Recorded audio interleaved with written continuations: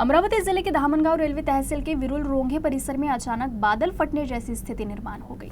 तहसील के अन्य हिस्सों में सामान्य बारिश रही, लेकिन इस इलाके में अचानक हुई मूसलाधार बारिश से नाले में तेज बहाव शुरू हो गया। नाले का जलस्तर तेजी से बढ़ने से गांव के कुछ हिस्सों में पानी भर गया और कुछ समय के लिए जनजीवन अस्त व्यस्त हो गया। बारिश इतनी तेज थी कि देखते ही देखते नाले का पानी सड़कों और गलियों में फैल गया। कई घरों में पानी घुसने की स्थिति बनने लगी। हालांकि राहत की बात रही कि पानी जल्द ही उतर गया, जिससे कोई बड़ा नुकसान नहीं हुआ। प्रशासन ने भी स्थिति पर नजर बनाए रखी और किसी अप्रिय घटना की सूचना नहीं मिली।